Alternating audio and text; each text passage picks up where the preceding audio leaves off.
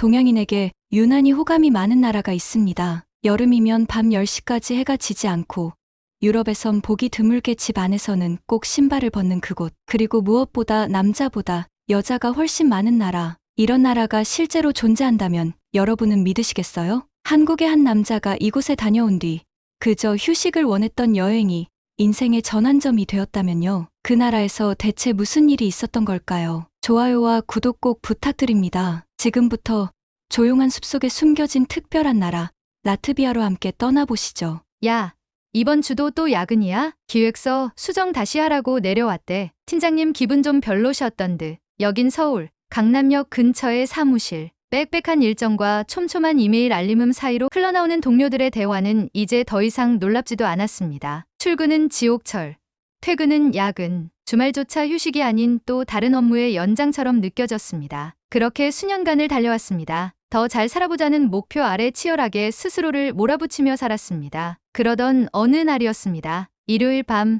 회사 메일을 확인하던 중 갑자기 머리가 띵 울렸습니다. 노트북 화면이 2개로 겹쳐 보였고 가슴 한가운데서 알 수 없는 답답함이 밀려왔습니다. 손에 쥐고 있던 머그잔이 떨리는 걸 보고서야 알았습니다. 제 몸이 한계에 도달했다는 걸요. 그날 밤 저는 아무 말 없이 핸드폰을 들고 구글을 켰습니다. 조용한 나라, 혼자 여행, 사람이 적은 곳 그렇게 검색을 하다가 처음 들어본 나라의 이름이 눈에 들어왔습니다. 라트비아, 유럽 북부의 작은 나라, 자연이 이쁘고 인구 밀도가 낮으며 도시 전체가 조용하다는 블로그 글 몇 줄에 이끌려 그 길로 항공권을 예매했습니다. 그 당시만 해도 단지 쉬고 오자는 마음뿐이었습니다. 라트비아 리가 공항에 도착했을 때였습니다. 입국 심사대를 통과한 순간 가장 먼저 느껴진 건 바로 정적이었습니다. 공항이라는 공간이 이렇게 조용할 수도 있다는 사실이 믿기지 않았습니다. 무거운 바퀴 소리가 바닥에 뚜렷이 울렸고 대화 소리는 귓가를 스치지도 않았습니다. 마치 세상의 소리가 잠시 멈춘 듯한 착각이 들 정도였습니다. 택시를 타고 숙소로 이동하는 길,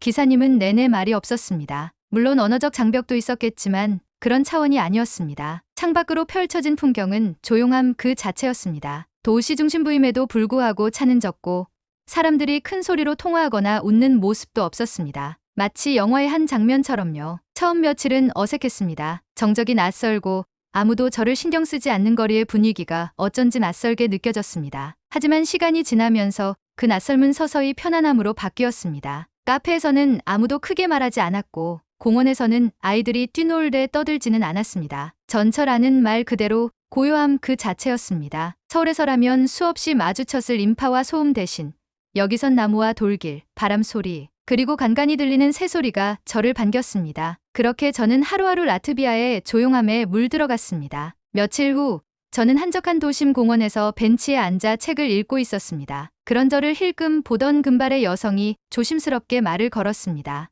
유창한 영어였고 말투는 조용하면서도 따뜻했습니다. 그날 처음으로 그 나라의 정적 속에 목소리가 따뜻하게 들렸습니다. 하지만 그 이야기는 다음에 전하겠습니다. 우선 그곳의 정적이 저를 어떻게 바꿨는지에 대해 말씀드리고 싶었습니다. 서울이라는 거대한 기계 속에서 저는 부품처럼 살아왔습니다. 빠르게, 열심히, 치열하게. 하지만 라트비아는 저에게 처음으로 쉬어도 된다는 허락을 해준 나라였습니다. 조용히 앉아있기만 해도 누구도 눈치 주지 않고 아무것도 하지 않아도 비난받지 않는 곳. 그런 곳에서 저는 제 아내 목소리를 처음으로 듣게 되었습니다. 그날 이후 저는 매일같이 도심 곳곳을 천천히 걸어 다녔습니다. 지도도 보지 않고 유명 관광지도 아닌 이름 없는 거리들만 골라 걸었습니다. 가끔은 그저 앉아있기만 했습니다. 강가 벤치에 앉아 흘러가는 물결을 보고 노란 낙엽이 떨어지는 걸 지켜보며 하루를 보냈습니다. 무언가를 해야 한다는 강박에서 벗어나 본 건 정말 오랜만이었습니다. 놀랍게도 그렇게 아무것도 하지 않는 시간이 제게는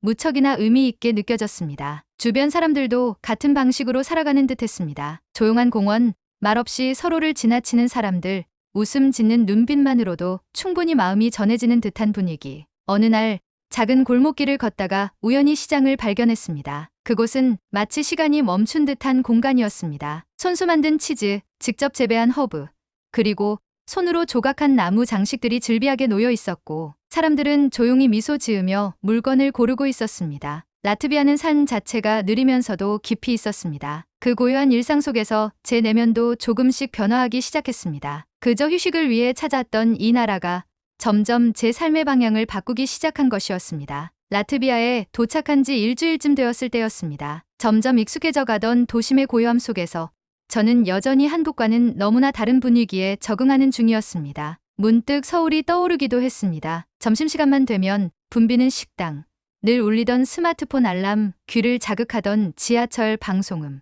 이 모든 것이 갑자기 낯설고 어지럽게만 느껴졌습니다. 그날도 평소처럼 리가 시내의 공원을 걷고 있었습니다. 가을빛이 물든 나무들 아래 벤치마다 사람들이 조용히 책을 읽거나 커피를 마시고 있었고 그 사이로 조심스럽게 자전거를 타고 지나가는 아이들의 모습이 눈에 띄었습니다. 낯선 도시의 평화로움에 제 마음도 자연스레 차분해졌습니다. 그렇게 공원을 한 바퀴 돌다 작은 연못 옆에 벤치에 자리를 잡았습니다. 바로 그때였습니다. 벤치 반대편 커다란 나무 그늘 아래에서 누군가 스케치북에 무언가를 그리고 있었습니다. 긴 금발머리, 단정한 회색 니트, 그리고 고요한 분위기. 처음엔 단순히 그림 그리는 사람이라고만 생각했는데 그녀의 시선이 조심스럽게 제 쪽을 향하며 잠깐 눈이 마주쳤습니다. 당황한 듯 고개를 숙이더니 다시 그림에 집중했습니다. 몇 분이 흐르고 제가 책을 덮고 일어나려던 순간 그녀가 먼저 조용히 말을 걸어왔습니다. 실례지만 한국분이시죠? 조심스럽고 낮은 음성이었지만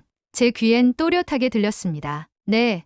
그런데 어떻게 아셨어요? 그녀는 부드럽게 웃으며 말했습니다. 저는 한국 문화에 대해서 공부했어요. 그리고 한국 친구들도 대학교에서 만났었죠. 그녀의 이름은 에밀리아. 라트비아 출신으로 현재는 프리랜서 일러스트레이터로 활동 중이며 가끔 이렇게 공원에 나와 그림을 그린다고 했습니다. 그녀는 유창한 영어로 차분하게 이야기했고 저 또한 그동안의 조용한 시간들 덕분에 마음이 열려 있었던 탓인지 자연스럽게 대화가 이어졌습니다. 우리는 커피를 한잔 하기로 했습니다. 근처에 있는 작은 카페, 나무로 지어진 따뜻한 분위기의 공간에서 그녀와 저는 라트비아에 대한 이야기, 그리고 한국에 대한 이야기를 나누기 시작했습니다. 그녀는 한국 드라마와 영화에도 관심이 많았고 한식을 몇 번 시도해 본 적도 있다고 말했습니다. 하지만 무엇보다 저를 놀라게 한 건 그녀의 시선이었습니다. 한국은 항상 뭔가 빨리빨리 움직이는 것 같아요. 맞아요. 너무 빨라서 제가 따라가질 못해서 여기까지 왔나 봐요. 여긴 모든 것이 느긋해요.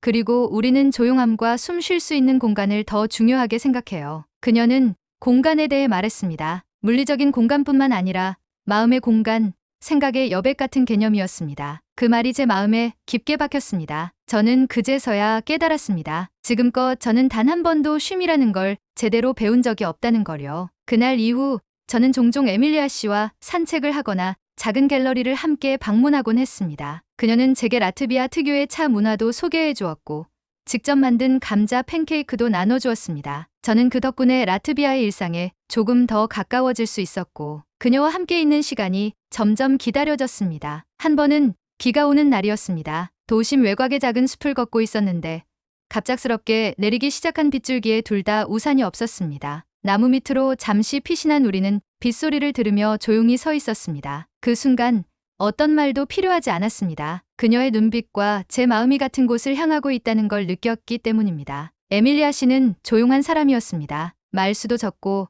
감정을 겉으로 잘 드러내지 않았습니다. 그런데 그 조용함이 오히려 저에게는 너무나 위로가 되었습니다. 말을 하지 않아도 느낄 수 있는 따뜻함, 시끄럽지 않아 더 깊이 전해지는 진심. 그게 그녀였습니다. 시간은 너무나 빠르게 흘렀고 그녀와 함께한 며칠은 마치 꿈처럼 지나갔습니다. 매일 아침 기대되는 만남, 밤이 되면 생각나는 얼굴. 하지만 동시에 머릿속 어딘가에는 현실이라는 벽이 떠오르고 있었습니다. 여행의 끝, 그리고 귀국의 시간은 분명히 다가오고 있었으니까요. 시간은 무심하게 흘러 어느덧 귀국 전날이 되었습니다. 리가의 하늘은 그날따라 유난히 맑고 높았습니다. 공기마저 쓸쓸하게 느껴지는 건 제 마음이 가벼워지지 않았기 때문일 것입니다. 저는 마지막 하루를 조용히 보내기로 마음먹고 에밀리아 씨에게 작별 인사를 전하기 위해 그녀가 자주 찾는 그 카페로 향했습니다. 그녀는 이미 창가 자리에 앉아 있었고 테이블 위에는 작은 종이 꾸러미가 올려져 있었습니다. 익숙한 따뜻한 미소로 저를 맞이하며 그녀는 말했습니다. 이건 당신이 좋아했던 그 숲이에요. 기억에 남길 수 있도록 그려봤어요. 포장을 풀어보니 그 숲길의 풍경이 조용하게 담긴 수채화가 있었습니다. 굳이 말로 설명하지 않아도 그녀의 마음이 전해졌습니다. 저는 고개를 숙이고 조용히 인사를 건넸습니다. 정말 고마워요. 그리고 잊지 않을게요. 그녀는 아주 작은 목소리로 말했습니다. 언젠가 다시 올 수 있겠죠? 그날 저녁 숙소로 돌아가는 길에 가로등 불빛이 유난히 흐릿하게 느껴졌습니다. 제가 떠난다는 사실보다 이곳의 고요함과 따뜻함을 뒤로하고 간다는 것이 더 아프게 다가왔습니다. 그렇게 라트비아와의 짧은 인연은 일단락되었고 다시 서울로 돌아오는 비행기에 몸을 실었습니다. 한국으로 돌아오자마자 다시 익숙한 일상이 시작되었습니다. 지하철 소음, 빠르게 걷는 사람들, 끊임없는 회의와 회식. 그런데 이상했습니다. 그 익숙하던 것들이 이제는 이질적으로 느껴졌습니다. 누군가의 말소리가 유난히 크고 스마트폰 알람 소리에 괜스레 심장이 뛰었습니다. 복귀 첫 주부터 저의 머릿속에는 라트비아에서의 나날들이 반복 재생되고 있었습니다. 에밀리아 씨가 건네준 그림은 책상 한켠에 놓였습니다. 그 그림 속 숲길을 볼 때마다 그곳의 냄새, 바람, 그리고 그녀의 미소가 떠올랐습니다. 처음엔 그리움이라 생각하지 않았습니다. 하지만 시간이 지날수록 그 감정은 점점 선명해졌습니다. 이건 단순한 여행 후유증이 아니었습니다. 저는 더 이상 예전처럼 일에 몰두할 수 없었습니다. 불현듯 어떤 회의 중에 문득 이렇게 생각했습니다. 왜 이렇게 살아야 하지? 내가 원했던 삶이었나? 그 질문은 곧 확신이 되었습니다. 제가 다시 라트비아로 돌아가고 싶다는 사실을 인정하기까지 오랜 시간이 걸리진 않았습니다. 단지 그 조용한 나라 때문만은 아니었습니다. 거기에는 그녀가 있었기 때문이었습니다. 결국 저는 결심했습니다. 처음 라트비아행 비행기를 예약했던 것처럼 이번에도 조용히 항공권을 예매했습니다. 친구들에게도 직장 동료들에게도 말하지 않았습니다. 다만 마음속으로 단단히 다짐했을 뿐입니다. 이번엔 이유가 달라요. 비행기 안에서 창밖을 바라보며 수없이 그녀와의 만남을 상상했습니다. 혹시 그녀가 여전히 같은 공원에서 그림을 그리고 있을까? 혹시 이미 다른 삶을 시작했을지도 몰라. 그런 불안감과 기대가 동시에 가슴을 조여왔습니다. 공항에 도착한 그날, 저는 곧장 공원으로 향했습니다. 길가의 나무는 여전히 잎을 간직하고 있었고 도시의 고요함도 변함없었습니다. 그리고 거기 예전 그 자리, 큰 나무 그늘 아래에 에밀리아 씨가 있었습니다. 스케치북을 펴고 고개를 숙인 채 저를 전혀 예상하지 못한 듯 그림에 몰두하고 있었습니다. 저는 천천히 다가가 조용히 말을 건넸습니다. 에밀리아 씨. 그녀가 고개를 들었고 몇 초간의 침묵이 흐른 뒤 놀란 듯 눈을 크게 뜨며 입을 가렸습니다. 그녀는 잠시 말을 잇지 못하다가 눈가에 잔잔한 웃음을 머금고 말했습니다. 정말 다시 오셨네요. 그 짧은 한마디가 제 마음을 뒤흔들었습니다. 수많은 말보다 더 큰 감정이 담겨 있었습니다. 저는 고개를 끄덕이며 조심스레 답했습니다. 이곳이, 그리고 당신이 제 마음을 다시 숨 쉬게 해줬어요. 우리는 말없이 잠시 서로를 마주보며 서 있었습니다. 주위는 여전히 조용했고 나무숲 사이로 부는 바람 소리만이 우리 곁을 맴돌았습니다. 다시 찾은 그 공원, 다시 만난 그녀.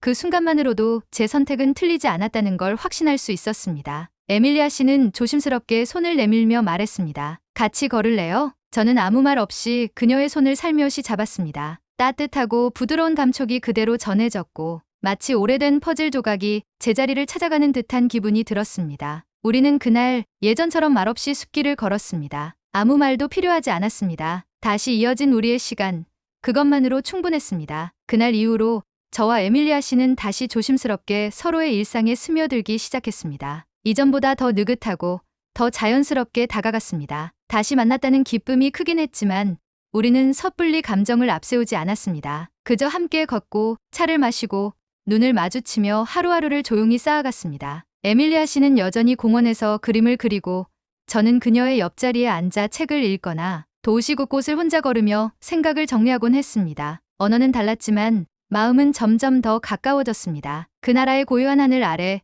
우리의 감정은 말보다 눈빛으로, 행동으로 깊어졌습니다. 어느 날 에밀리아 씨가 조심스럽게 제게 물었습니다. 한국으로 다시 돌아가실 거죠? 그 질문은 마치 오래된 의문을 건드리는 듯했습니다. 현실의 무게, 직장의 책임, 가족의 기대. 잠시 머뭇거리다 저는 솔직히 말했습니다. 처음엔 그럴 생각이었어요. 그런데 지금은 모르겠어요. 여기서의 시간이 너무 소중해서요. 그녀는 조용히 고개를 끄덕이며 말했습니다. 저도 그래요. 당신이 와서 이 도시가 조금 더 따뜻해졌어요. 그 말이 어쩌면 저에겐 결정적인 순간이었는지도 모릅니다. 한국에서의 삶이 불행했던 것은 아닙니다. 하지만 그곳은 늘 누군가의 속도에 맞춰야 하는 곳이었습니다. 제 속도, 제 리듬, 제 감정은 늘 뒷전이었고 제가 좋아하는 것을 알아차릴 시간조차 없었습니다. 반면 라트비아는 저에게 내가 어떤 사람인지를 생각할 수 있는 기회를 주었습니다. 조용한 환경, 배려 깊은 사람들, 그리고 무엇보다도 에밀리아 씨와의 인연이 그것을 가능하게 했습니다. 며칠 뒤 우리는 함께 작은 바닷가 마을로 짧은 여행을 떠났습니다. 낡은 기차를 타고 느릿하게 창밖을 바라보며 바람의 속도에 맞춰 마음을 나누었습니다. 숙소는 오래된 오두막이었고 밤에는 별이 가득했습니다. 그날 밤 우리는 모닥불 앞에 앉아 오랜 시간 아무 말 없이 별을 올려다보았습니다. 그러다 문득 그녀가 말했습니다. 지금처럼 조용한 사랑, 당신도 좋아하죠? 저는 미소 지으며 답했습니다. 이 조용함이 저를 살게 만들었어요. 한국에선 몰랐던 감정이에요. 그날 이후 저는 결심했습니다. 한국으로 돌아가 직장을 정리하고 라트비아에서 다시 시작해보기로. 물론 현실은 녹록지 않았습니다. 비자 문제, 생활비, 언어 장벽 등 수많은 과제가 기다리고 있었습니다. 하지만 그런 걱정도 그 사람과 함께라면 충분히 해나갈 수 있을 거란 믿음이 생겼습니다. 서울로 돌아가 회사를 정리하면서 동료들은 고개를 갸웃했습니다. 진짜로? 라트비아에서 산다고? 거기 뭐가 그렇게 좋았길래? 저는 웃으며 대답했습니다. 조용하더라. 그리고